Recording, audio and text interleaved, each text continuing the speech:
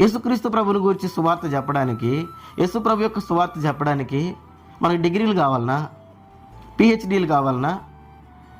యేసుక్రీస్తు ప్రభుని నమ్ముకోండి, రక్షించబడతారు, పాపములో చేసి పాపములో ఉండి చచ్చిపోతే నరకానికి వెళ్తారు, యేసు ప్రభుని నమ్ముకుంటే పరలోకం ఇస్తాడు దేవుడు, ఆయనతో సదాకాలం ఉండాలి, ఈ లోకంలో మనం సంపాదించే డబ్బులు ఆస్తులు ఏవి కూడా మనతో రావు, మన పాపాలే మన వెంట వస్తాయి, అవి మనల్ని మహాతీర్పుకు గురి చేస్తాయి, నరకానికి తీసుకెళ్తాయి.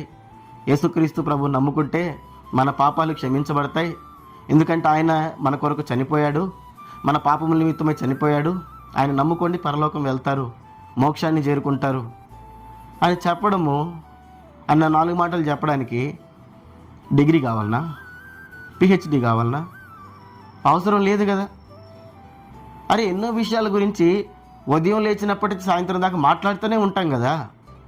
పక్కింటి వాళ్ళ గురించి, ఎదురింటి వాళ్ళ గురించి, సినిమాల గురించి, రాజకీయాల గురించి, వాళ్ళ గురించి వీళ్ళ గురించి ఉదయం లేచిన దగ్గర నుంచి సాయంత్రం దాకా మాట్లాడుతూనే ఉంటాం కదా. అప్పుడు నోరు వస్తుంది, వాటికి మనకు నోరు బాగానే వస్తుంది, సొల్లు కబుర్లు చెప్పుకోవడానికి నోరు బాగానే వస్తుంది కదా. మరి రక్షించేటువంటి మాటలు చెప్పడానికి మరి చదువు ఎందుకు? రక్షించేటువంటి మాటలు చెప్పడానికి, ఆ 4 మాటలు చెప్పడానికి పిహెచ్డీలు ఎందుకు? మీకు ఎవరికైనా మీరు మీ మీ మీ పక్షంగా ఎవరైనా ఏదైనా అన్యాయం చేస్తేనో, మీ పక్షంగా ఎవరైనా తప్పుగా ప్రవర్తిస్తేనో, లేదంటే మీ ఇంటి పక్క వాళ్ళు ఏదైనా తేడాగా మాట్లాడితే ఇంత నోరు వేసుకొని పడిపోతారా లేదా? ఎదురుకెదురు తిరిగి మాట్లాడతారా లేదా? లాజికల్ మాట్లాడతారా లేదా? గొడవలు పొద్దున్నుంచి సాయంత్రం దాకా ఆడుతూనే ఉంటారా లేదా? మరి ఎన్నో విషయాల గురించి వస్తున్నటువంటి నోరు, సినిమాల గురించి మాట్లాడతారు, రాజకీయాల గురించి మాట్లాడతారు, సీరియళ్ళ గురించి మాట్లాడతారు, వాళ్ళ గురించి వీళ్ళ గురించి మాట్లాడతారు, తగాదులు ఆడే పరిస్థితి వస్తే ఇంతెత్తు నోరు వేసుకొని అరుస్తారు,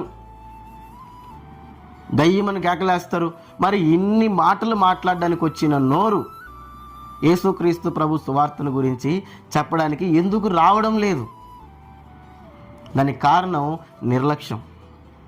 దానికి కారణం ఏంటిది? నిర్లక్ష్యం. ఇంకో మాట లేదు, సోమరితనం.